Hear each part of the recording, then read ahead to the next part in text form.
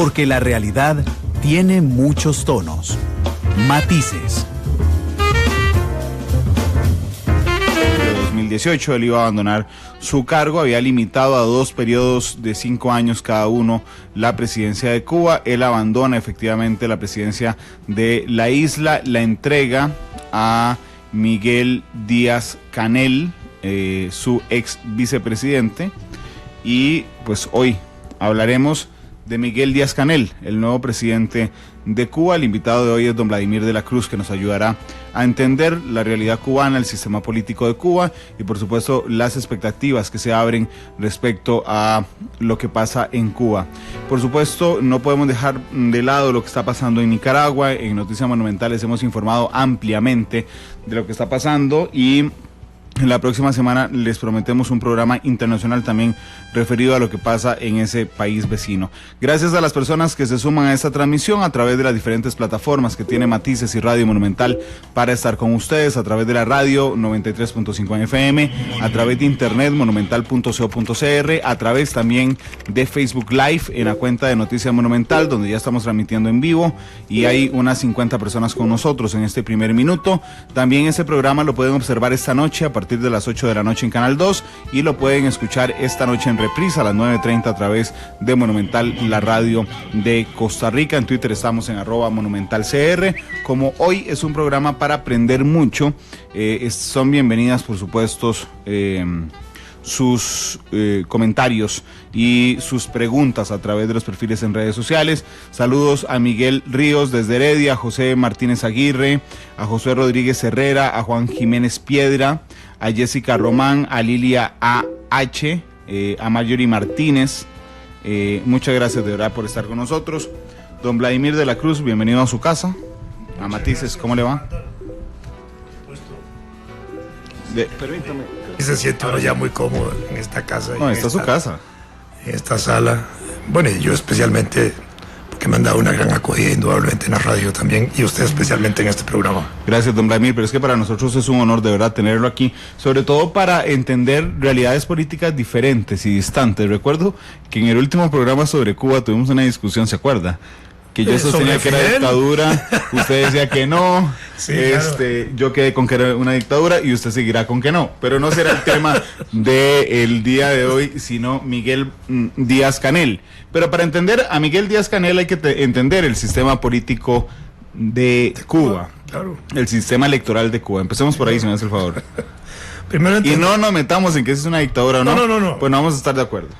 Entendamos primero que ahí hubo un proceso histórico en donde ha habido, igual que en Costa Rica, altibajos.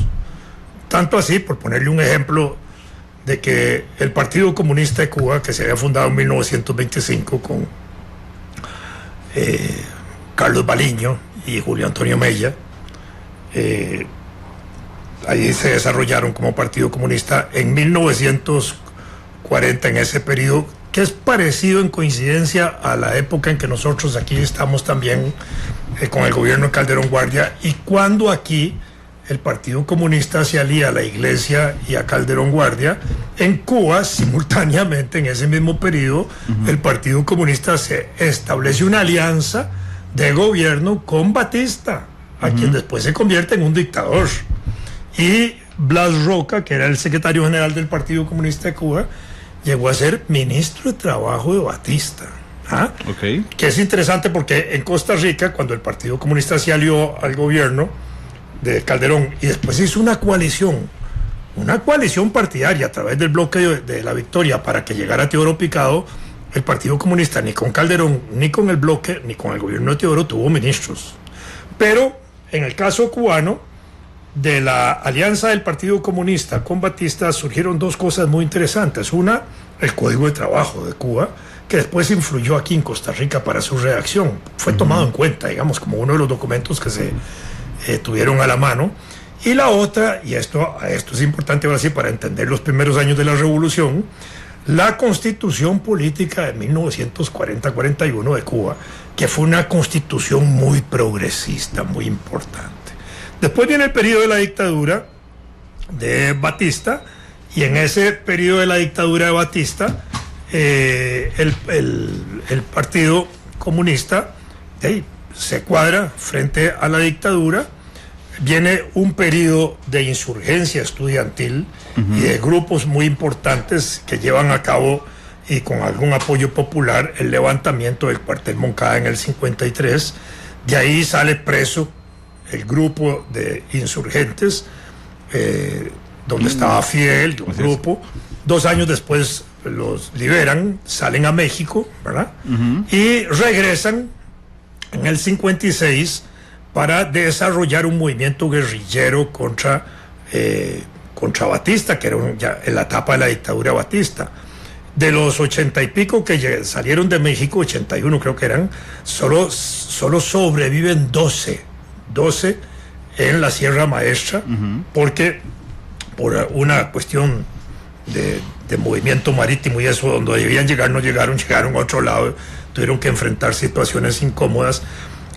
La Sierra Maestra fue un sitio de apoyo importante a la guerrilla, porque aunque eran poquitos los sobrevivientes, los guerrilleros tuvieron en apoyo los campesinos de la Sierra Maestra, especialmente de una zona que se llama El Realejo, porque en El Realejo, en los años 30, el Partido Comunista de Cuba había promovido luchas de precaristas, y entonces ahí habían campesinos que recordaban esa tradición de lucha comunista.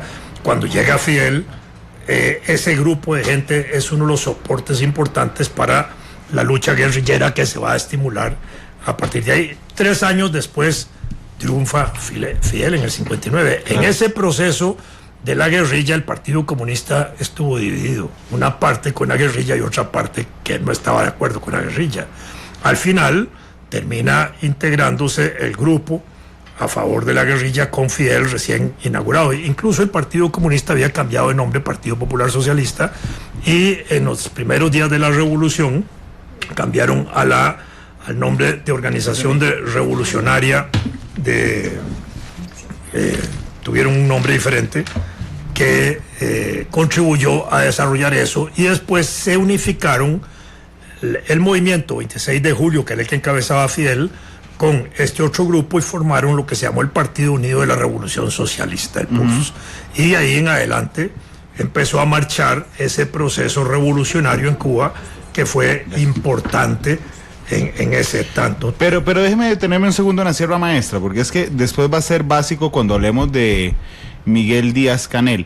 El grupo de 12, son 12 personas las que quedan, sí, claro, en Sierra Maestra para luchar contra el ejército de Batista, logran una hermandad muy fuerte. Digo, son 12 personas en medio de la selva, en la Sierra Maestra, que por supuesto, cuando logra ganar la revolución, los honores que se los lleva Fidel Castro, se los llevan también los 11 hombres que la acompañan, sí, claro, y por lo tanto tienen un papel fundamental. Al principio. Exactamente, durante los primeros años de la revolución. Sí, claro, así fue. Después queda Fidel y Raúl. Bueno, pero entendamos que en ese sentido habían otras fuerzas antibatistianas y otras fuerzas sociales y políticas en Cuba. Entonces, en el año 44, cuando se había creado el Partido Socialista Popular, que siempre estaba Blas Roca al frente, ya para el año 65 triunfaba la revolución, ese Partido Socialista Popular se convierte en lo que se llama las Organizaciones Revolucionarias Integradas, las SORI, que junto con el Movimiento 26 de Julio constituyen el Partido Unido de la Revolución Socialista. Y ahí entra un proceso que se constituye como partido en octubre de 1965. Y después, hasta 1975, 10 años después, se ha transformado en lo que se llama el Partido Comunista de Cuba, que para efectos de la historia del comunismo en Cuba lo llaman Partido Comunista de la Segunda Época, o el Segundo Partido Comunista, ¿verdad? Y en ese sentido, a partir de allí empieza a estructurarse ese nuevo proceso. Pero durante esos años, ¿verdad?, de proceso político institucional, la revolución restablece la Constitución del 40-41, que es la de Batista, que es muy democrática, Y con esa constitución se vive en Cuba hasta 1976, cuando se redacta la nueva constitución política, que es la que declara la República Socialista de Cuba, digámoslo así, ¿verdad? De manera que antes hubo un periodo desde el 60 hasta el 76 bajo los principios de la constitución anterior. Esto es interesante entenderlo. Sí. Porque durante ese periodo había también un jefe de gobierno que no era Fidel. Primero fue Urrutia y después fue el doctor Dorticós. Sí, claro. Bueno, entonces había un proceso ahí de estructuras de gobierno, aparte de las estructuras formales más reales. Exactamente, sí. De control político. Esa es la discusión. De la conducción del proceso revolucionario de Cuba, que hay que entenderlo en esa dimensión. Porque uno podría reducirse a la simpleza de decir que Fidel Castro era presidente de Cuba desde que ganó la revolución. No. Eso no pasó. Eso no fue así. Pero en la práctica era el hombre fuerte de Cuba. O sea, es exactamente igual que Noriega en Panamá. Por supuesto el que mandaba era Fidel Castro. Bueno, porque la estructura que se había ido tomando era resultado de un triunfo de armas, no de un triunfo electoral. Así es, Fidel ganó por las armas. Y al ganar por las armas, las reglas cambiaron totalmente. Y se establece una forma de gobierno, primero con Urrutia, después con el doctor Dorticós, y Fidel era el jefe de las Fuerzas Armadas, indudablemente que sí, y el partido del Movimiento 26 de Julio, del Partido Unido de la Revolución Socialista, y después del Segundo Partido Comunista de Cuba. Y ahí se iba estructurando eso, porque se estableció una estructura institucional que marcaba, digamos, un norte que era de dirección política del Partido Comunista en ese momento, del Partido Unido de la Revolución, o de las organizaciones que habían venido ahí funcionando en ese periodo, hasta que se constituyen, ya digamos a partir del 76, una estructura ahora sí de gobierno, donde Fidel pasa a ser lo que es el primer ministro, el jefe de gobierno, jefe del Estado, jefe del Consejo de Estado, jefe de las Fuerzas Armadas y secretario general del Partido Comunista, y concentra los 4 puestos. Claro, pero qué complicado, porque aunque Miguel Díaz-Canel no concentre los 4 puestos de los que estamos hablando, lo cierto es que uno podría decir que, así como en el 59, aunque haya otro presidente, Urrutia, el que manda en Cuba es Fidel Castro. Hoy, aunque esté Miguel Díaz-Canel, el que manda en Cuba sigue siendo Raúl Castro. No, yo no lo vería así, sinceramente. No, ahorita hablamos del futuro, pero entonces, hay un órgano que es el Partido Comunista. Es una institución, Partido Comunista. Sí. Ok. El primer secretario, o el secretario del Partido Comunista, es realmente quien tiene el poder en Cuba. Es el hombre que podría ser el más poderoso políticamente. En la práctica. El más poderoso políticamente. Ok. Sí. Raúl Castro llega primero sustituyendo temporalmente a su hermano por un decaimiento en su salud. Sin embargo, yo tengo 2 diferentes versiones. Quisiera conocer la suya, don Vladimir. Una es que Raúl Castro es más conservador y apegado a los principios comunistas. Esa es la primera versión que tuve siempre. Y después alguien intentó decirme que no, que era al revés, que Raúl entendía más el tema de la reforma, la apertura hacia los Estados Unidos, que el tema de la economía socialista había fracasado en Cuba y por eso estaban en perenne crisis. Antes de que usted siga metiendo preguntas. No, yo le escoja la primera. ¿Cuándo se hace Fidel comunista? Esa es la pregunta. Después del ataque de Playa Girón. No, hay algo que es interesante. Él no era comunista en su periodo estudiantil. Era un dirigente revolucionario de izquierda. ¿Sí?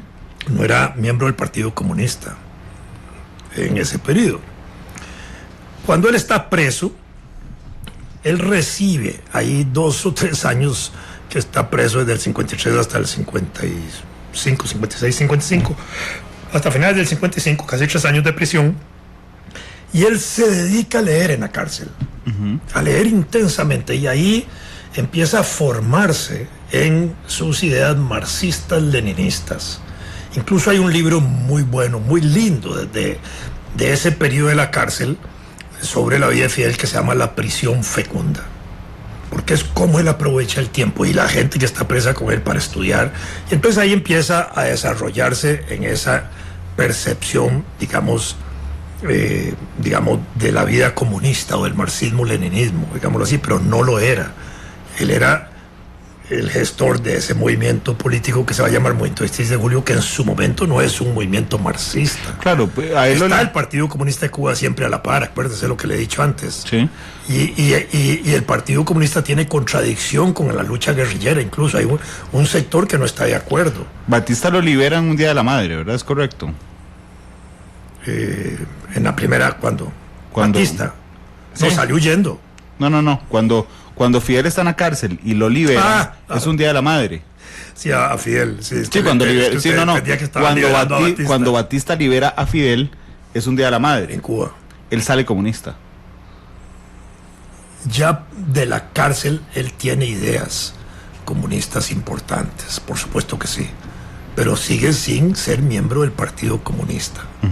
Porque, digamos, en términos formales uno podría decir los comunistas son aquellos que son miembros del Partido Comunista, ¿verdad? Puede haber comunistas teóricos que estudian comunismo en teoría, en libros, sí, puede haberlos también, pero serán nada más filósofos, serán filósofos políticos, que podríamos decir utopistas, digamos, en el buen sentido de la palabra. El comunista es el que está en el Partido Comunista, tratando de desarrollar la revolución, tratando de implantar el socialismo y el comunismo, desarrollando la lucha de clases en sus diversas manifestaciones, en fin, eso es. ¿Verdad? Pero Fidel no es en ese sentido el comunista clásico, digámoslo así. Okay. Es el hombre que ha empezado a estudiar en la cárcel y que después recibe un aporte importante de formación en ese sentido, porque lo continúa, y en México también lo continúa. ¿Y cuándo se hace comunista, Fidel? En el proceso inicial de la revolución, en los días inmediatos de la revolución, cuando él ya tenía claro el panorama y empiezan a hacer medidas nacionalizadoras y al enfrentarse a la nacionalización de empresas nacionales cubanas y extranjeras que habían en Cuba, empiezan a tener las contradicciones más fuertes con los Estados Unidos y ahí empieza a romperse esa relación. ¿Por qué? Porque cuando toman las primeras medidas de nacionalización, la reforma agraria, la reforma urbana, la reforma del transporte, que son las primeras reformas importantes de los primeros días de la revolución, empieza la agresión, digamos, de los Estados Unidos y la amenaza de los Estados Unidos y el cerco que Estados Unidos empieza a hacer, y entonces es cuando rompen en ese sentido, porque se rompe esa relación, y entonces él declara en ese sentido el proceso de separación, y hasta el año 61 es cuando se declara la revolución socialista en Cuba, pero ya en una circunstancia en que las relaciones con Estados Unidos también estaban rotas y había una agresión de los Estados Unidos hacia el gobierno revolucionario cubano, en ese sentido de tratar de impedir que siguieran haciendo las reformas que estaban haciendo. Veamos a ver entonces cuál es el sistema hoy de mando en Cuba. Está el presidente de Cuba, está el secretario del Partido Comunista de Cuba, está la Asamblea Nacional de Cuba, que es la asamblea, como decir, el Parlamento cubano. Que tiene diputados de un solo partido. No, tienes diputados, no son de un partido. Los ciudadanos en Cuba no se eligen por partido. Son ciudadanos. Se van nombrando en un proceso de selección hasta que llegan a la Asamblea Nacional, que está constituida hoy por 605 miembros, ¿verdad? En el último proceso electoral es muy interesante, Randall. En el último proceso electoral participaron grupos de disidentes, de ciudadanos disidentes, no quedaron electos, pero ya tuvieron un proceso de participación. Ya vamos a empezar a discutir nosotros sobre si es una dictadura o no. No, porque usted, ya le puedo decir, es decir, ya hay un reconocimiento en Cuba desde hace ya varios años, bastantes años, de la disidencia en Cuba. Le puedo decir más o menos desde cuándo, desde el año 90 y pico ya empezaron a ser reconocidos.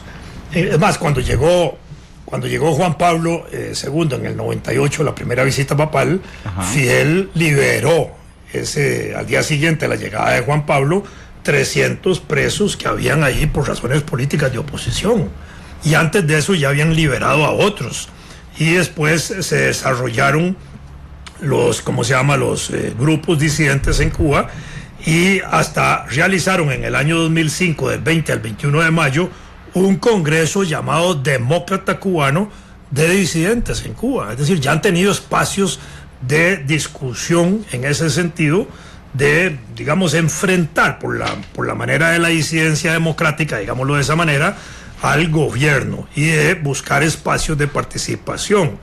En el año 2008 también liberaron más disidentes y algunos de ellos importantes. Uno de ellos se fue para España. Y así, digamos, hubo un proceso en el cual, digamos, ya hay más espacios. Todavía yo estoy de acuerdo, digamos, con usted que no hay un régimen como el nuestro de expresión para esos grupos de disidencia, pero van ganando espacios.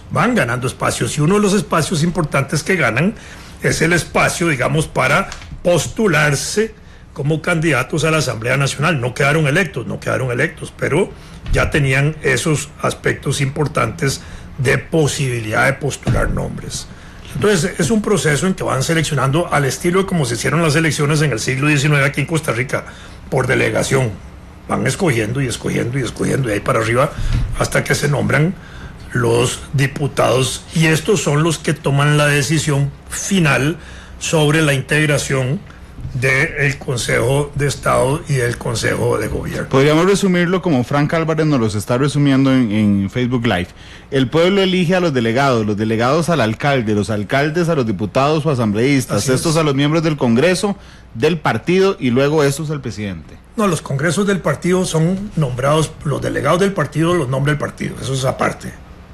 Esa es una estructura aparte, igual que aquí Liberación Nacional o el PUS o cualquier partido. Los que votan en esos partidos son los miembros de esos partidos. En el Partido Comunista de Cuba, los que votan al interior son sus delegados. Son sus miembros que van escogiendo ahí para arriba hasta el Congreso del partido, ¿verdad? Ahora, ¿Díaz-Canel es miembro del partido? Sí, es miembro del partido, por supuesto que sí. Y quien tiene el verdadero poder en Cuba es el secretario del partido. Y ha sido un hombre tan importante en el desarrollo del partido porque Díaz-Canel fue dirigente juvenil comunista. Sí. Fue miembro del Buró. Buró es como el comité político que dirige la Unión de Jóvenes Comunistas de Cuba durante muchos años. Ya en 1994, estamos hablando 94-2004, más de 20 y pico de años, 25 años prácticamente, en que él había pasado a ser el primer secretario del Partido Comunista en la provincia de Villa Clara o Santa Clara. ¿Dónde nació? Y además una provincia estratégica también. Y después, ya en Holguín, en el año 2003, había sido miembro del Buró, del Comité Político del Partido Comunista de Cuba. Ya estaba en el top, ahí estaba arriba. Y después, de ahí, siendo miembro del Buró Político del Partido Comunista, fue ministro de Educación en el 2009 y pasó a ser, en el 2012, vicepresidente del Consejo de Ministros, ¿verdad? Que en ese momento el Consejo de Ministros era un consejo de 8 personas, era el grupo importante de allí. Él viene de la estructura civil del Estado, viene nacido dentro de la revolución, ¿verdad? Es decir, es un niño, nació en el 60. Es una persona que se forma en el proceso revolucionario cubano, ¿verdad? Y en el año 2013, hace 3 años, ya había formado parte del Consejo de Estado, siendo su primer vicepresidente. Pues está el presidente, el primer vicepresidente, que es el que sustituye en ese caso, y él es el que sustituye en ese momento a Ramón Machado, que era uno de los viejos dirigentes del Partido Comunista de Cuba. De manera que en ese sentido, desde el año 2013, ya él estaba en la estructura superior de los organismos de dirección política y de gobierno de Cuba. Y es cuando también se impulsan una serie de medidas en Cuba que algunos se los asocian a Díaz-Canel. Y es lo interesante. ¿Sí? El proceso aperturista de estos últimos 5 años, el desarrollo de la Internet en Cuba, es algo de las cosas novedosas, una apertura en la prensa cubana también respecto al tipo de información y espacios, lo mismo que es cuando se impulsan las reformas económicas de los últimos años y las reformas políticas más importantes que empiezan a darse en Cuba, que son resultado de estos cambios. ¿Cuál es la reforma más importante? Porque esa se aprueba en el último congreso del Partido Comunista, en los últimos congresos del Partido Comunista. El Partido Comunista realiza en su historia 7 congresos, me parece que son los que ha realizado en la historia del partido. Aparte, digamos, durante el periodo de la Revolución, en el año 75, en el año 81, 86, cada 5 años, ahí para arriba. Pero entre 1997 y el 2011 pasaron 14 años en que el partido no hacía congresos. De etapa dura, era la etapa también difícil desde el punto de vista de la economía cubana. Eso. En el 2011 empiezan a hacer reformas y en el 2016 hacen reformas políticas muy importantes. Entre ellas, la más importante es cuando, bajo la jefatura de Raúl Castro establece que el gobernante de Cuba próximo, no puede durar más de 2 gobiernos consecutivos. Gobiernos en Cuba de 5 años. Esos son 10 años, sí. 10 años. Bueno, esa es una medida importantísima. ¿Por qué? Porque conduce inevitablemente, porque así está establecido en las reformas legales que se hicieron, para que no pueda haber reelección más de un periodo. Y para que no vuelva a pasar lo de Fidel. Que no es un problema de que pase lo de Fidel. Fidel era reelecto en los procesos. Bueno, reelecto indefinidamente. Exactamente. Estamos de acuerdo. En este caso, pero era la figura histórica. No, yo no estoy cuestionando que Fidel sea la figura histórica o no. Yo lo que creo es que Raúl Castro, para que no pase que una sola persona ostente el poder durante 4 décadas o 5 décadas, sino que tenga alternancia. Bueno, pero eso me parece que es importante, ¿sí?, ponerlo en términos de Cuba. Cuando ha habido una tradición de gobernantes que se van reeligiendo, en el caso de Fidel desde el 76 hasta el 2006, cuando empieza a retirarse, ¿verdad? Se termina ya oficialmente de retirar en el 2008, pero estamos hablando de ¿cuántos? 76, 86, 96, 40 años al frente del proceso él, como jefe supremo. Ya entra Raúl con 2 periodos y ahora se establece que el próximo Díaz-Canel no puede ser reelecto más que una vez, es decir, tiene posibilidad de gobernar Cuba en ese puesto que tiene 2 veces. O sea, a partir de hoy, 10 años, digámoslo así, ¿verdad? Y tiene que haber un cambio.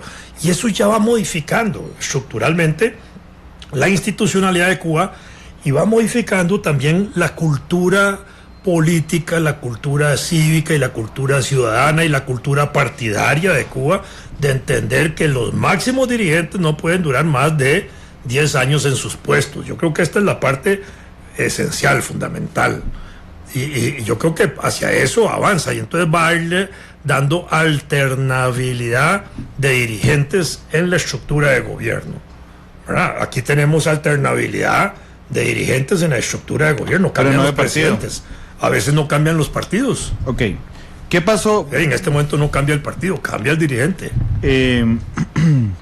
Miguel Díaz-Canel nace en 1960, un año después de ganar la revolución. Así es. ¿Qué pasa con la gente, que son muy pocos, entiendo, don Vladimir Jan, los que aún quedan en activo políticamente, que acompañaron a Fidel y a Raúl en la revolución?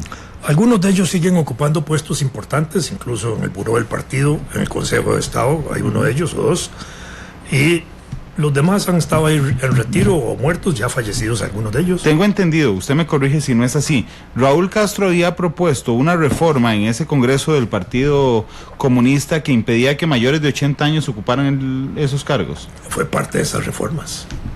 Sí, claro. Es que ahí le cerró la puerta a cualquiera que hubiera ganado la revolución en armas. En principio sí, pero digamos, ya eran gente que seguramente también habían tomado decisiones de no continuar en puestos como estos.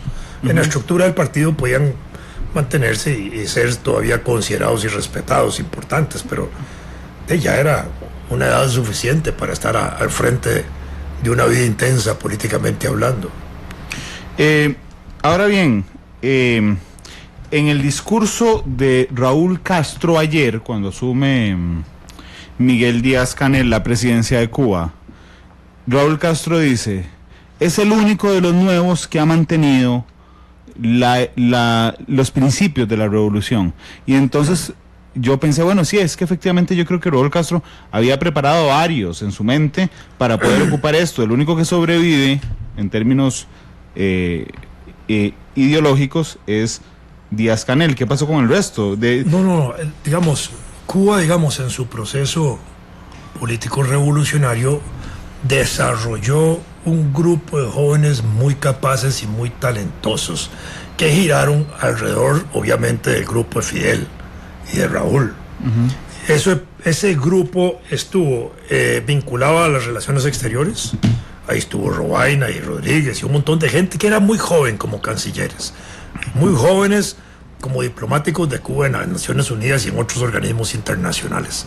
Y gente de extraordinaria y buena formación que, digamos, cuando ellos, para decirlo en términos así populares, cayeron en desgracia, fue el resultado de que se le fueron los humos a la cabeza, digámoslo así, al estilo Tico, ¿verdad? Y entonces se crecieron, empezaron a meterles algunos controles y entonces los fueron cambiando y ahí los fueron sustituyendo en ese sentido. Y cuando Raúl dice esto de Díaz-Canel, probablemente lo que dice es que es el de esa generación importante, nunca se le fueron los humos a la cabeza, sí. ¿verdad? Pero además estaba el grupo que estaba vinculado a organismos de investigación económica y social y política, que gira mucho alrededor de los grandes dirigentes de la revolución, que también es un grupo de gente joven brillante, de talentosos jóvenes que analizan la situación política y tal, y ahí van dándole el pulso a esas cosas, y de ahí también fueron desarrollándose. Esa parte tal vez no la conocemos públicamente de Díaz-Canel, pero tiene que haber pertenecido a esa generación de gente que fue muy bien educada, muy instruida, de una formación política muy sólida en los valores políticos, de cultura política, sea del marxismo-leninismo, del pensamiento fidelista, etcétera. Porque si hay algo que es importante en Fidel especialmente, es que Fidel es un productor de ideas. Fidel es ¿qué le diríamos? Un manantial intelectual. Y los discursos de Fidel no son discursos pura paja, son discursos que tienen un contenido extraordinario de análisis, de conocimiento de la realidad, de información de la realidad, de información estadística y detallada de las cosas. Yo le puedo decir, yo tuve la ocasión de convivir con él una semana completa en un evento sobre la deuda externa, donde se reunió allá por el año 82, 83, por ahí en Cuba, una semana intensa para hablar de la deuda externa. Y empezábamos a trabajar desde las 8 de la mañana hasta las 4 o 5 de la tarde. Y Fidel, presidiendo aquel evento donde habíamos cerca de 800 o 1000 personas de todo el continente y otras partes, oyendo las exposiciones, Fidel no se movía de su escritorio central. Solo se movía a la hora del almuerzo, fíjese lo que le estoy diciendo, y regresaba puntual, ¿verdad? Y él iba tomando notas y tomando notas y tomando notas. Y cuando hizo el discurso final de cierre de aquel evento, era una maravilla ver cómo ese hombre había permanecido tantas horas sentado, tomando sus notas, y cómo improvisa un discurso, porque no lo lee, no se lo redactan, sobre todo el evento. Esa era la capacidad extraordinaria de él. Y los discursos de él en organismos internacionales siempre eran discursos que sentaban tesis, que sentaban visión de la situación, no solo internacional, sino local. En fin, era Fidel. Entonces, este tipo era más bien sobredimensionado a su propia realidad. Y entonces, todos esos discursos de él siguen siendo, para un buen lector, una buena escuela de formación y de análisis de la realidad internacional y local de Cuba. Entonces, yo creo que esta es la parte en la cual ellos también se van nutriendo. Por eso es que, si usted ve el periódico Granma hoy, sí, aparece en la esquina superior del periódico una figurilla de Fidel. Y mantengamos vivo el pensamiento de Fidel, porque lo estudian, porque las obras de Fidel se publican, los discursos de Fidel se publican, todo se publica y se van escogiendo, digamos, no sé si estarán haciendo sus obras completas o no, pero en todo caso, no es nada raro que en cualquier momento las publiquen, así como tienen las obras completas de Martí. ¿Verdad? ¿Por qué? Porque ese es el pensamiento revolucionario de esa experiencia política que se llama Cuba. Y entonces ahí es donde se van nutriendo. Nosotros en la vida política nuestra no nos educamos en el pensamiento político de los presidentes de Costa Rica. ¿Tenemos pensamiento político en los presidentes? Probablemente que sí. Bueno, están recogidos los discursos nada más ante la Asamblea Legislativa de toma de posesión de los presidentes de Costa Rica. Están recogidos en tomos, en una colección de la Academia de Geografía e Historia. Algunos presidentes que se preocuparon por publicar sus discursos. Figueres, algunos Oduber, Trejo Fernández, Luis Alberto Monge algunos. Oscar Arias es el más cuidadoso en eso, el que ha publicado más y ha sintetizado más su obra. Los demás presidentes no se preocupan de eso. Carazo lo hizo. Pero tampoco en el proceso educativo nuestro se le enseña a los niños a leer esos discursos, aun cuando pueden ser algunos de ellos brillantes. Tampoco, porque no tenemos esa cultura de identidad con la superestructura política, con el pensamiento político dominante. No, aquí eso no hay. Y dentro de los partidos políticos eso se ha ido perdiendo. Antes Liberación lo tenía respecto a los líderes de Liberación. La Unidad Social Cristiana no tiene esa parte importante de identificarse, a pesar de que tiene líderes intelectuales tan importantes como Miguel Ángel Rodríguez, que a veces es un escritor, y sin embargo sí, no hay líderes, porque Rafael Ángel no tiene un acervo documental de esa naturaleza. Usted ve a Miguel Ángel y ahí tiene textos de estudio. Y es columnista, y manda unos artículos espectaculares, el presidente Rodríguez. Entonces uno dice, bueno, aquí hay, pero en otros partidos no. En época de Manuel Mora, el pensamiento de Manuel Mora. Fueron importantes Arnoldo Ferretto, Eduardo Mora, Humberto Vargas y otros dirigentes del partido, Jaime Cerdas. Pero su obra intelectual no se recoge como de alguna manera alguien puede recordar a Manuel y sus intervenciones. A pesar de que el Partido Comunista de Costa Rica publicaba folletos de Manuel, de Arnoldo, de Eduardo, principalmente, no recuerdo que publicara mucho de Humberto Vargas y otros, aun cuando Humberto después llegó a ser secretario general hasta ahora, no se recoge esa parte, y sin embargo era el pensamiento político de ellos, y era el pensamiento en el cual nos educábamos cuando yo estaba ahí, y se educaban los miembros del Partido Comunista y de las Juventudes Comunistas estudiando esos textos, ¿verdad? Y orientándose por eso. Aquí no, en Cuba ese proceso sí se da, y se da con la obra de los clásicos de ellos, obviamente de Fidel. Me imagino que en la época de Raúl se impulsó también un poco el discurso de Raúl. Justo el discurso que hace Díaz-Canel es un discurso que ha repercutido bastante a la prensa cubana y a la opinión pública de Cuba, ¿verdad? Y me parece que eso es parte de esa proyección que viene. Son las 2:45, permítame hacer la primera pausa comercial, don Vladimir, y regresamos para hablar ahora sí de el presente y el futuro de Cuba. Una vez que asume Miguel Díaz-Canel como presidente de ese país, ¿qué podemos esperar? ¿Se pueden esperar cambios? ¿Cuál va a ser el brazo de Raúl Castro como secretario del Partido Comunista? 2:45. Antes de ir a la pausa, usted manda. Me parece que es importante. En Cuba hay planes nacionales de desarrollo. Aquí tenemos una oficina de planificación que pensaba en eso. Teníamos planes quinquenales que nunca se hacen, no se le da continuidad. En Cuba esos planes sí tienen un criterio de persecución, de continuarlos. El último Plan Nacional de Desarrollo conduce hasta el 2030. Es decir, todo este periodo que viene, de los próximos 10 años del próximo gobierno de Díaz-Canel, si lo vuelven a elegir, está inscrito en un modelo de planes nacionales de desarrollo que está pensado hasta el 2030, del cual Díaz-Canel fue participante en su redacción. Buen apunte, 2:46, vamos a la pausa y regresamos.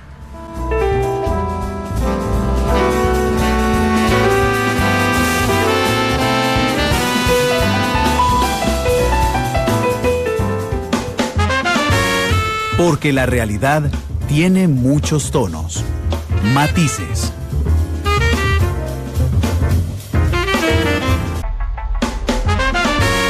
Porque la realidad tiene muchos tonos, matices.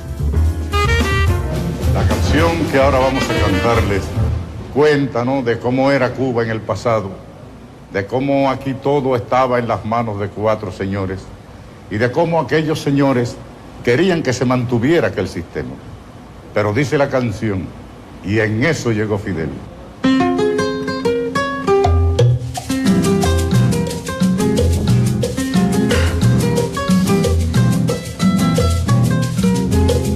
Aquí pensaban seguir. 2 de la tarde, 54 minutos. Estamos con don Vladimir de la Cruz. No solo don Vladimir es historiador, es exdiplomático, sino fue miembro del Partido Comunista Costarricense, y nos ayuda a analizar y a entender desde su visión la realidad de lo que pasa en Cuba y de lo que pasará en Cuba. Miguel Díaz-Canel es el nuevo presidente de Cuba. Yo, Randall, soy un incrédulo, don Vladimir, de que eso signifique un cambio en lo inmediato. Yo creo que vamos a esperar a que se muera Raúl Castro para ver algún cambio en Cuba. Eso es lo que yo creo. No, está bien, pero desde mi matiz. Es válido. Pero quiero saber cuál es su matiz. Pero le voy a decir algo importante, porque no lo hemos dicho. ¿Usted cree en los sectores juveniles deben llegar al poder, que deben tener espacios? En Costa Rica, en esta última campaña electoral, hubo una campaña yo creo que en la renovación. A exaltar la renovación como dirigentes jóvenes, y los últimos que estaban disputando la presidencia eran dos carajillos para mí, eran como hijos míos en términos de edad, ¿verdad? Pero le voy a dar un dato interesante en Cuba. El Parlamento cubano desde el año 2013 tiene un 78% de personas que nacieron después de 1959. Fíjense lo que le estoy diciendo. ¿Un cuánto? 78% que nacen después de 1959. Esos son los que integran el Parlamento hoy cubano, los que están tomando decisiones, los que están nombrando a Díaz-Canel. De alguna manera, Díaz-Canel está reflejando esa presencia importante de los jóvenes cubanos en estructuras hoy de poder. Bajo la figura omnipresente de Fidel Castro, de toda su vida. No importa, pero es gente joven. 80 diputados tienen de los 600, entre 18 y 35 años. Bueno. Hay una mayoría de mujeres, es una cosa interesante, 53% de mujeres. En el Parlamento cubano. El Parlamento cubano, claro. Eso sí nos llevan adelante. Bueno, nos llevan ventaja a nosotros. Entonces ahí yo pienso que eso, si uno entiende eso, uno puede entender las posibilidades de cambios que puedan haber. Porque eso significa que la revolución hoy está dejando en manos de la gente joven, en manos de la gente que nace, obviamente, dentro del proceso revolucionario, las estructuras de poder y de relevo político. Al final de cuentas, esto es la parte esencial. Las provincias de Cuba, que son como 11 o 9, 8 están dirigidas por mujeres. Y esto es otro dato. Ahí hay algunas que son de antes de la revolución y otras jóvenes dentro de la revolución. Es importante. Yo pienso que esos son elementos que uno debería tomarlo en cuenta. Desde 1992, bueno, ese es para Cuba, nosotros podemos tener experiencias desde el siglo XIX. Existen elecciones municipales donde el 50% de la gente es joven y mujeres, y hay una cosa muy importante en eso, es decir, ya hay un proceso que desde abajo va levantando a que sean los sectores, digamos, de bajas edades los que asuman las responsabilidades de conducción del proceso político de Cuba. Por supuesto que el Partido Comunista en Cuba es como el poder moral de esa revolución. Estamos claros en eso. Claro, lo que pasa es que no hay revoluciones eternas en ningún lado del mundo. Entonces yo lo que creo es que la revolución sabe que se va a acabar, don Vladimir. O sea, con la muerte de Raúl Castro, la revolución se acaba. Y que están apostando a alguien que mantenga, por lo menos durante algún tiempito más, los principios de la revolución. Pero digo, los revolucionarios se mueren. No es que la revolución sea eterna o no es eterna. Los procesos revolucionarios son históricos, en un momento determinado. La Revolución Francesa fue un periodo que culmina en 1789 y después continúa su impulso y después proyecta universalmente hasta hoy. La Revolución Rusa en 1917 también tiene un periodo acumulado desde 1905 hasta 1917 hasta el triunfo, y después tiene una proyección histórica universal hasta que se derrumba la URSS, 89. hasta el 89-91, digámoslo así. Pero las ideas del socialismo siguieron, ¿no? Que si quiere más cafeísmo. Está bien. Sí. Y en ese sentido, esos procesos, la revolución capitalista que se desarrolla con las ideas liberales sigue existiendo hoy. Y lo que hay son, dentro de ese proceso del capitalismo, una modernización de las fuerzas productivas y de los conceptos que justifican ese proceso histórico. Lo que llamemos neoliberalismo, o como lo queramos llamar, son parte de esos procesos dentro del capitalismo, ¿verdad? Si usted ve la Revolución China, y un día podemos hablar de la Revolución China, ahí tenemos procesos donde hay como etapas muy precisas hasta la época actual, sin que cambie el modelo. Incluso bajo un modelo de conducción comunista en China hay dos economías, como dijeron los líderes más recientes. Entonces, y en Vietnam, ni qué decir, es igual. Entonces, ahora, un sistema más férreo, Corea del Norte, si usted lo quiere ver ahí, pero son situaciones particulares. En el caso de Cuba, la revolución no es solo 1959 la calle Batista, la revolución es lo que transforma la sociedad cubana hasta nuestros días. ¿Y en qué se transformó? En una sociedad más justa. ¿Más justa? Más justa respecto a lo que había. Más justa respecto a la de Batista. Pues estamos de acuerdo. Ahí, claro. Resolvieron problemas de educación, resolvieron problemas de vivienda, salud. Resolvieron problemas de salud. Cuba se convirtió en un momento determinado en una potencia latinoamericana respecto a todos los demás países de América Latina. Cuba iba a la vanguardia en todos esos aspectos, en cultura, en educación, en salud, en deporte, etcétera. Pero a un costo altísimo, ¿no le parece, hombre? Pero también yo eso no se lo voy a decir, pero me también parece que un costo altísimo. Estoy de acuerdo, pero en medio ese costo altísimo fue el resultado también de un bloqueo criminal que le pusieron desde 1961. Claro, bloqueo que fue aislar a Cuba internacionalmente, porque el bloqueo no solo fue imaginariamente ponerle buques alrededor, no. Fue no permitir el comercio con Cuba, fue no permitir venderles repuestos a la parte industrial cubana, que era una base económica desarrollada por los Estados Unidos y eso, y entonces tuvieron que inventar, tuvieron que crear repuestos especiales solo para mantener a Cuba. Yo creo Le voy a contar una anécdota. Dígame. De los primeros años. Uno de los primeros préstamos que se gestaron en la Unión Soviética por parte de Che Guevara fue para mantener en los primeros años la Coca-Cola. Esa agua que Fidel Castro catalogó una vez como las aguas negras del imperialismo, ¿verdad? Y en Cuba le dijeron, ¿y para qué quiere esa carajada usted? En la Unión Soviética, mire, sin Coca-Cola la revolución se cae, porque la gente estaba cocalizada, ¿verdad? Bueno, y ahí la fueron manteniendo. Después ya, no sé si la eliminaron del todo o no, pero ahí se eliminó aquello. Pero tuvieron que mantener en un momento determinado esa industria como parte de un modelo de cultura y de hábitos de consumo. Vamos a ver, yo creo que la mayoría del mundo tiene hoy el criterio de que el bloqueo fue criminal. Yo en eso estoy de acuerdo. ¿Todavía existe? Sí, por supuesto, y que es criminal y que es condenado. Cada vez que se habla de este tema, se condena. Y efectivamente el bloqueo fue criminal y generó un enorme costo en Cuba, la pobreza de su gente. Por supuesto. Pero bueno, también hay pobreza reconocida en Cuba. Incluso ¿sí? Una de las últimas reformas del Partido Comunista de Cuba del año 2016 fue justamente impulsar subsidios económicos a la gente, digamos, pobre de Cuba y de menos ingresos. Pero indudablemente el modelo económico cubano ha generado pobreza también para su pueblo, no solo el bloqueo sin duda alguna también, pero también violaciones sistemáticas a los derechos humanos y a las libertades individuales. A eso me refería yo, al costo de mantener los criterios de la revolución. Es discutible, digamos, es discutible el problema de los derechos humanos en Cuba. La gente no puede votar por quien quiera, ya hay una violación. Es un derecho electoral, digamos, estamos de acuerdo, pero digamos, hay un sistema electoral, es que no podemos comparar papas y manzanas. Ahora me dijo el sistema electoral de Cuba es diferente. Ajá, sin duda. Derechos humanos en Cuba, hay una realización de derechos humanos en términos de los derechos humanos sustantivos, ¿verdad?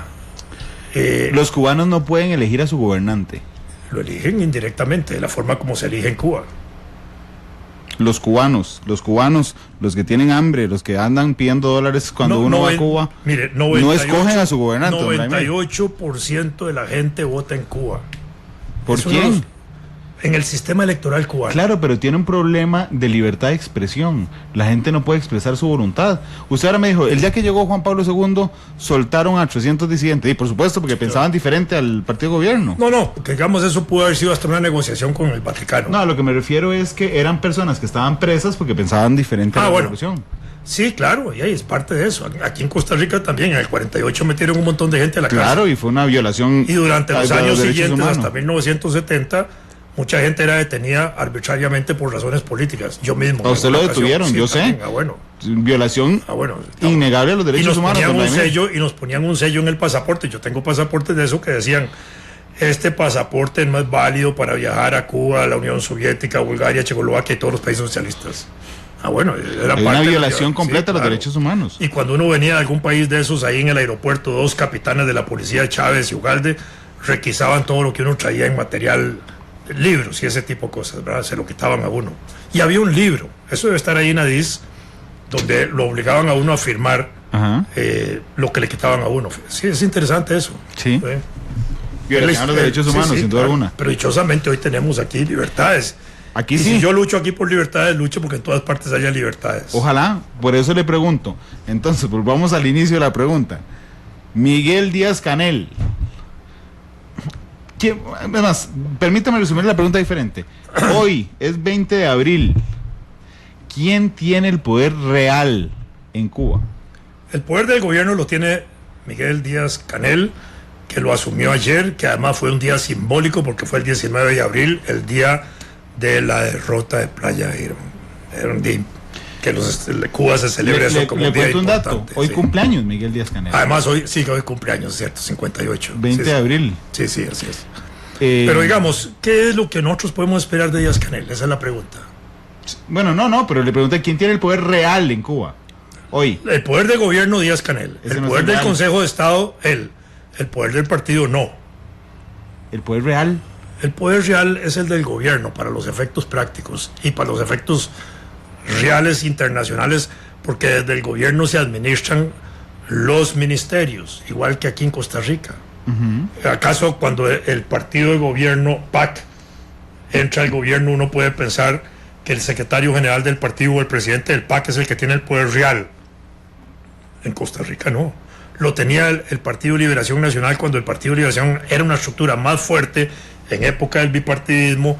El gobierno no. En Costa Rica, igual, cuando pasa el proceso electoral, el partido que está en elecciones se separa del gobierno y se separa incluso de la Asamblea Legislativa porque la fracción pasa a ser más poderosa. En Cuba pasa algo similar. El partido es como el garante del proceso, el vigilante, como le dije antes, la conciencia moral de ese proceso, el que garantice eso. Los que forman parte de estas estructuras son miembros del partido también, no olvidemos eso. Sí. Bueno, están ahí en una doble función, solo que no tienen cargos en el partido. En el caso de Díaz-Canel, son miembros del partido. Más, le voy a decir algo más para ponerlo en términos suyos. Raúl Castro, en el discurso de ayer, si usted lo oyó, ¿verdad?, ¿qué dijo respecto a la Secretaría General del partido? Que en el 2021 iba para Miguel Díaz-Canel. Bueno, ¿por qué? Porque en el 2021 se le termina a él. Claro. Porque también tiene periodos de 5 años. Entonces el que guarda el verdadero poder es el secretario del Partido Comunista. No, entonces en el fondo Raúl lo que dijo es que él espera también que en el 2021 Díaz-Canel asuma, digamos como un paralelo, la dirección del Partido Comunista para que le dé más armonía, digamos, al proceso institucional de gobierno. Miguel Díaz-Canel. Me parece a mí interpretarlo de esa manera. Miguel Díaz-Canel puede hoy nombrar a un ministro de gobierno si Raúl Castro no está de acuerdo. Eso es una pregunta difícil de responder. Usted sabe.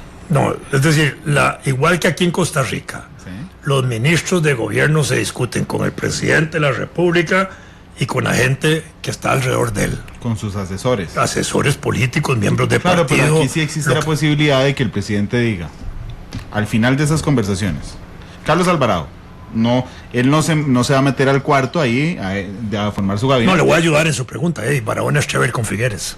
Bueno, Figueres los lleva al gabinete y probablemente con brincos y gritos de liberación nacional. Exactamente, partido, bueno, sí. Pero el presidente decide. Sí, claro. Digamos que aquí Raúl Castro no está de acuerdo en un nombramiento de ministro.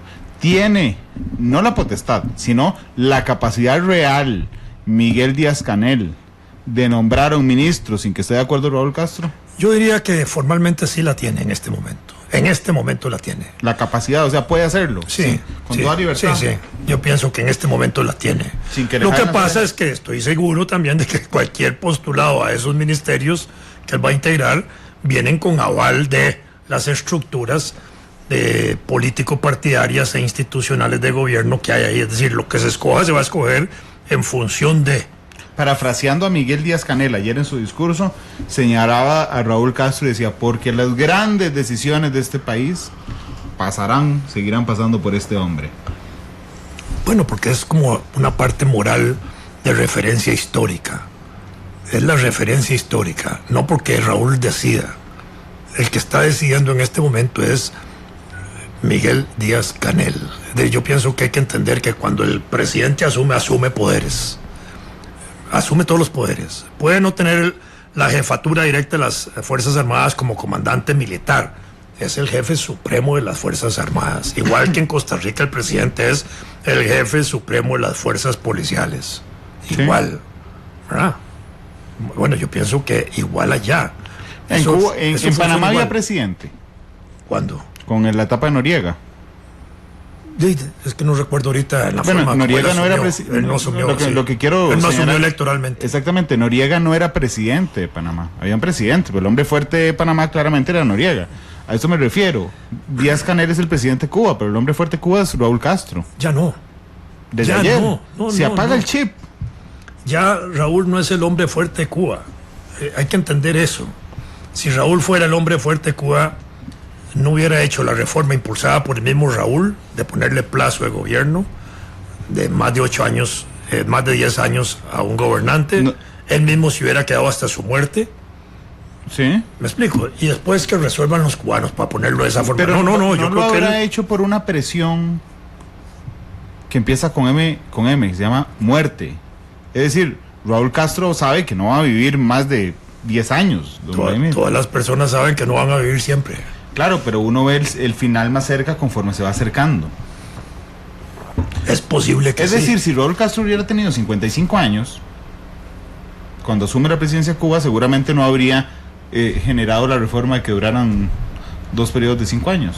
Bueno, pero eso no sucedió así. Sí, es una hipótesis. Sí, eso no sucedió así. Lo importante es que Raúl, el viejo dirigente sobreviviente de la revolución, el segundo a cargo de toda la época, desde el 59 hasta ahora, el segundo a cargo y después el principal, es el que impulsa las reformas. Y cuando impulsa las reformas hay que entender, Randall, que él, con toda la generosidad del caso, está señalando que el que venga tiene que asumir los cargos con la responsabilidad y la fuerza que le demanda el cargo. Si no, ¿qué sentido tendría? Yo pienso que esta es la parte brillante de Raúl, de entender que había que ir haciendo esos cambios, porque bajo el periodo de Raúl es que se han hecho grandes cambios institucionales en Cuba, en este sentido político. Y yo creo que hay que darle el beneficio de la duda de que él no va a ser el poder detrás del trono, que él está dejando que las cosas marchen, ¿ya? Tenga la seguridad de que si en algún momento, por alguna circunstancia, digamos, el gobierno se desboca en una dirección diferente, hay alguna reacción en Cuba, ¿verdad? Pero se canalizará institucionalmente, no porque Raúl dé un golpe de Estado, ni mucho menos, teniendo las Fuerzas Armadas, porque sigue siendo el jefe fundamental militar de las Fuerzas Armadas, pero no es ya el jefe supremo de las Fuerzas Armadas, que a partir de ahora lo es Díaz-Canel. Pero tiene el poder de las Fuerzas Armadas, el control. Igual que aquí el ministro de Seguridad tiene el poder de la policía y puede dar un golpe de Estado. Vamos a ver, voy a comprarle esta tarde, don Vladimir, sus argumentos de que efectivamente Raúl Castro fue el que impulsó en estos últimos 5 años prácticamente reformas vitales en Cuba. Eso es innegable. Muy importantes. O sea, económicas. Desde que dio la fecha de salida la visita de Barack Obama a La Habana. Sí, claro. Eso es parte de esa nueva estructura. Son hechos. Y ahí estuvo también Díaz-Canel, si era el segundo. La discusión creo entre usted y yo esta tarde, que por cierto casi nunca discutimos y es bastante entretenido, pero la discusión con usted esta tarde son las motivaciones reales para generar esas reformas. Las reformas son innegables. Bueno, las motivaciones reales, ¿cuáles son? La propia realidad socioeconómica de Cuba. Cuba vive una situación difícil económica, obviamente, y se dan cuenta de que tienen que abrirse y que para abrirse tienen que producir algunos cambios importantes de imagen pública sobre todo, y eso es lo que están impulsando y fortaleciendo sus relaciones económico-comerciales. En este momento hay una cosa interesante, y esto viene ya sucediendo desde hace casi 15 años. El ingreso principal de Cuba viene hoy por el turismo. ¿Sí? Ya no es por la producción de azúcar ni de otras actividades. Entonces, en esto ya viene abierto. Bajo el periodo de Raúl, que se va a fortalecer ahora con Díaz-Canel, se han creado las zonas especiales de desarrollo comercial como Mariel, que son zonas francas, para decirlo en términos nuestros. Y entonces ya está la zona franca de Mariel y están desarrollando otras zonas francas en el interior de Cuba. Entonces eso va a ir explotando desde el punto de vista de nuevas necesidades. No sé si lo sabía usted, pero la segunda esposa de Miguel Díaz-Canel, es funcionaria de una operadora turística. Sí. Me parece un detalle interesante a mí, Sí, claro. por la influencia que ejerce justamente la pareja presidencial en cualquier país, pero particularmente en Cuba. Yo lo que creo respecto a la motivación, pero usted se lo ha entrevistado de ahí. Y respecto al mismo Díaz-Canel hay que entender también que su formación es de ingeniería electrónica. Sí. No está en las ciencias sociales. Uno diría, en las ciencias sociales están los comunistas, los políticos, los revolucionarios, los anarquistas, los socialistas, los periodistas, los libres pensadores, los periodistas como usted, etcétera. No. Ahí es un tipo que viene de la ciencia, de la tecnología, de la ingeniería, y sin embargo tiene formación política, que es la que le produce la confianza para que lo nombren de jefe de gobierno. ¿Sabe cuál es el tema? Aquí lo interesante es que no vamos a llegar a ninguna conclusión. Entre usted y yo, digamos. Bueno, no sé. Haremos yo no programa, trato de convencerlo a usted. Ni yo a usted, bueno. Sería imposible. Aquí la cosa es que el día que se muera Raúl Castro y hagamos el matiz de la muerte de Raúl Castro, vamos a analizar los cambios o no que ha hecho Miguel Díaz-Canel, porque acuérdese cuando hablamos de Fidel, la muerte de Fidel, ¿sí? Y hablábamos del ascenso de Raúl. ¿Sí? Y yo le dije algo así como esto: hay gente que, es decir, no está entendiendo la muerte de Fidel.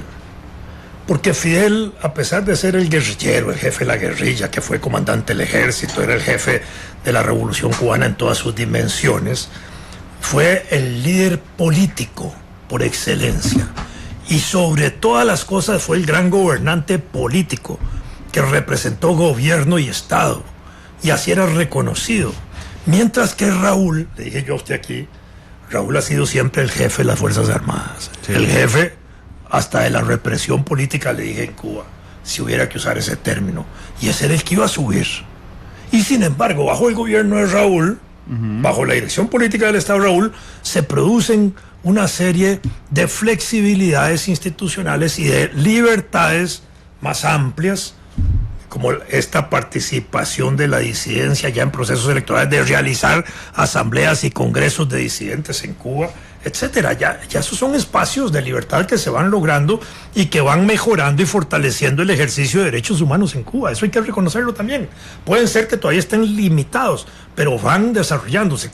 ¿Qué es lo importante de que funcione un derecho o una libertad, aun cuando son limitadas? Que ya existen. Y que sobre su existencia se puede luchar para que se amplíen. Sí, por supuesto. Bueno. Lo doloroso con Cuba es que ya esas libertades están en la mayoría de países del mundo y Cuba pareciera que está 100 años atrás que el resto. Nadie en cuestiona el tema de las libertades individuales, don Vladimir. Pero lo que le iba a decir sobre la verdad...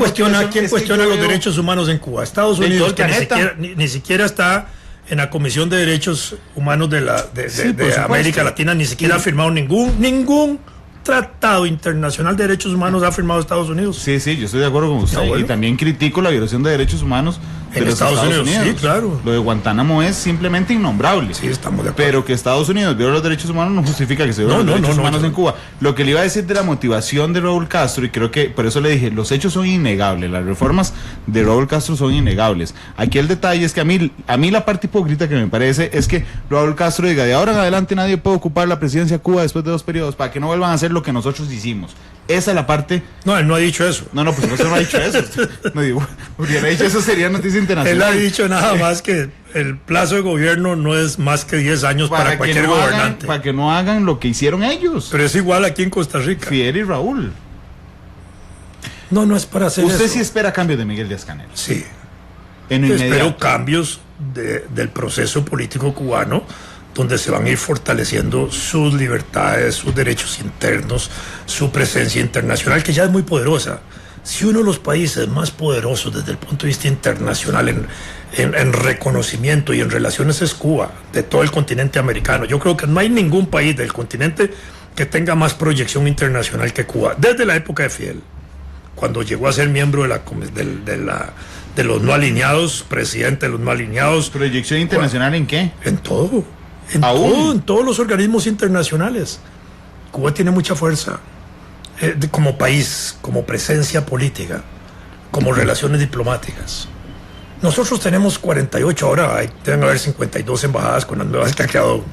Hay 52, efectivamente. Sí, el ministro Más, creo González. que son 58 embajadas. Bueno, yo creía que andábamos en 52, 53 con las nuevas, pero no importa 58. Venezuela, cuando yo era embajador allá, creo que tenía 98 representaciones diplomáticas, pero Cuba sobre 194 países en las Naciones Unidas debe tener como 150 embajadas en todas partes del mundo. La diplomacia cubana es experta. Bueno, por eso. El espionaje cubano es experto. Sí, claro. La inteligencia cubana también, eso es innegable. Y la policía de seguridad del presidente también. Es como la... Innegablemente. Bueno. ¿Cuántos atentados le hicieron a Fidel? ¿Usted sabe cuántos? 100. Como 500, dicen. Como 500 registrados. Hay un museo de atentados. Sí, es impresionante. Sí, bueno. Digo, es más, voy a hacer una propaganda a un medio capitalista, por cierto. En Netflix hay si lo quiere ver, don Remy, no sé si ya lo vio, hay un documental en 8 episodios que es impresionante, se llama Cuba Libre. Y no está hecho por... cubanos. Cubanos de Cuba. No, vamos a ver, no está hecho por cubanos de Cuba, ni cubanos disidentes, ni estadounidenses. Es una producción europea y es sensacional. Ok. Creo que le va a gustar. Bueno. Se acaba con la muerte de Fidel. Sí. Pero empieza antes de la independencia cubana. Realmente es muy buena y uno entiende de alguna forma los procesos internos y externos de lo que ha ocurrido con Cuba. Las relaciones entre Cuba y Estados Unidos tuvieron una apertura innegable con la visita de Barack Obama a La Habana y la apertura de Raúl Castro. Después ese proceso se frenó con la llegada de Donald Trump a la Casa Blanca.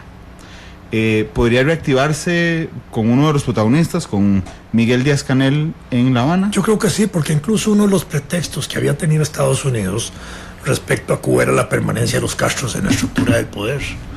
Pero ya cambió, ya no están los Castro, uno se murió y el otro ha dejado el gobierno y el Consejo de Estado. Para los efectos públicos, para los efectos de relaciones políticas de Estado y de gobierno a gobierno, ya no son los Castro. Toda la bronca era con los Castro de los Estados Unidos, ya no está los Castro. Y en este sentido, no hay motivo entonces para tener una actitud de cuestionar por esa situación al gobierno cubano. Va a bajar. ¿Cuál es el discurso de Trump ahora? Su preocupación por derechos humanos y libertades y otras cosas, como lo ha venido diciendo estos días. Y elecciones libres. Bueno, parte de eso, pero digamos, eso es parte de eso, ¿ya? Pero nada más. Es decir, al final de cuentas, ya no tienen el pretexto histórico original de enfrentar a Cuba por la presencia en gobierno, en estructura de Estado, de Fidel o de Raúl, o de lo que ellos simbolizaban como figuras. Y pongamos dos actores más: Cuba con Venezuela, como papá innegable de Venezuela; Cuba con Nicaragua, como papá innegable de Daniel Ortega. ¿Cómo seguirá esa relación? Empecemos por Venezuela. Con Venezuela hay que entender que en el año 2000 Cuba realizó el primer tratado importante con Venezuela. En ese sentido, con Chávez, con el presidente Chávez, y hubo una relación de cooperación muy intensa.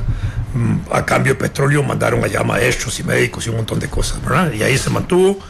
En este momento esa relación ya no es tan sólida en ese sentido. Económicamente eso se ha debilitado. Venezuela no está en capacidad de darle el apoyo a Cuba ni a ninguno de los países del Caribe que antes les daba. Eso se ha debilitado mucho. Ni a su pueblo. Políticamente, la revolución cubana defiende la llamada revolución bolivariana y tiene buenas relaciones con Ortega, ¿verdad? Puede ser que en la estructura de gobierno de Ortega los cubanos no estén muy de acuerdo en la forma como Ortega maneja eso, pero ha sido la manera como ellos han manejado eso. No son nada más que relaciones políticas. El proyecto que se desarrolló con la revolución bolivariana de Chávez, el periodo de Chávez, que desarrolló ALBA, que desarrolló Petrocaribe, que desarrolló CELAC, que desarrolló el Banco del Sur y un montón de cosas, y los parlamentos del sur que aparecieron nuevos, etcétera, todo eso se ha debilitado. ALBA se debilitó, ALBA ya no es el proyecto de la Alianza Bolivariana que había impulsado Chávez. Petrocaribe ya no está dando el apoyo suficiente. Y Cuba ha entendido eso y ha empezado a cambiar, digamos, sus relaciones en ese sentido. Por otro lado, desde el rompimiento con la Unión Soviética, digo, el rompimiento porque desapareció la Unión Soviética, con Gorbachev en el año 91, en vísperas ya de que se disolviera la Unión Soviética, ya se había establecido también una relación diferente entre Cuba y La Habana, entre Cuba y entre Moscú y La Habana. Entre Cuba y Moscú, porque Moscú ya había establecido una relación de intercambio con Cuba con base a los precios del mercado internacional. Ya habían cambiado las reglas ahí. Y entonces entró lo que se llamó el periodo especial, ese fuerte que duró varios años en Cuba, pero sobrevivieron. Y en este momento van sobreviviendo. Es decir, sin Venezuela o con Venezuela, Cuba va a levantarse. El problema venezolano es aparte. No, el problema es Venezuela con Cuba o sin Cuba. El problema no es Cuba. No, Cuba no sostiene a Venezuela. Yo creo que hay que entender esto. Cuba no, el proceso venezolano es un proceso interno. Yo sí podría decirle que en Venezuela ha habido un asesoramiento político y militar cubano muy importante. Y que eso es lo que ha sostenido a Maduro. ¿Sí?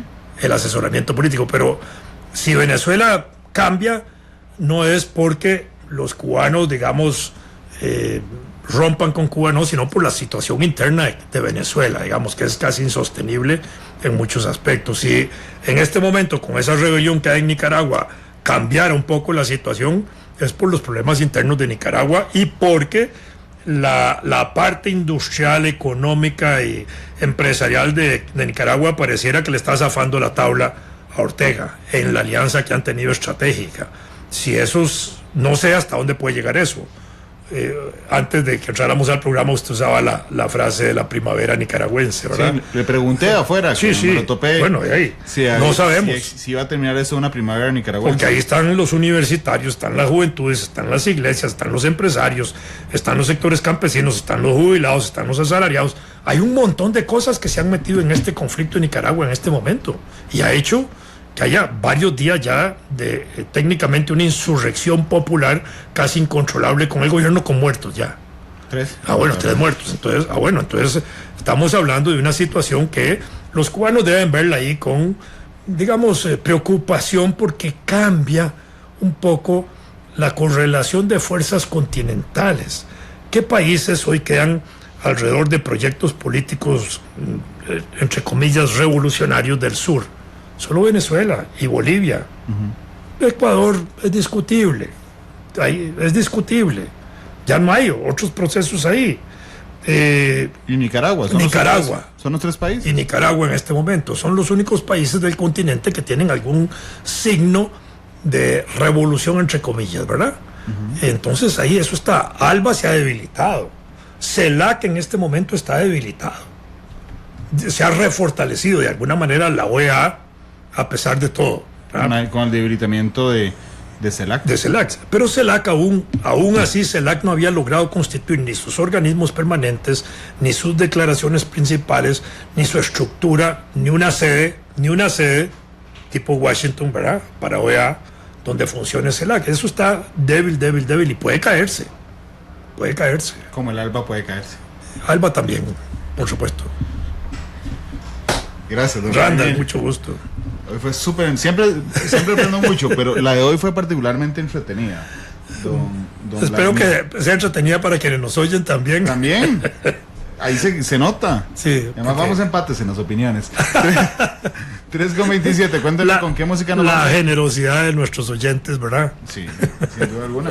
Cuéntame con qué nos vamos a ir. Con una canción de la época de los años 60 de Cuba. Yo soy el pueblo. De Carlos Puebla, uno de los trovadores más importantes. En aquella época era un viejo, ya murió, obviamente, hace muchos años. Pero sus canciones son tiernas, delicadas, profundas, que recogen mucho ese sentimiento de los aires de la revolución de los primeros años. La escribieron cuando iban haciendo Díaz Canel. Exactamente. 3:28. Hasta luego. Los invito el lunes a Matices.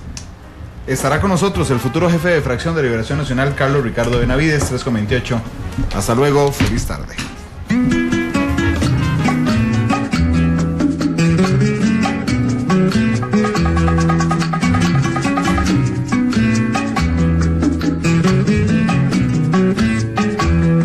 Yo canto porque el presente no es de pena ni es de llanto,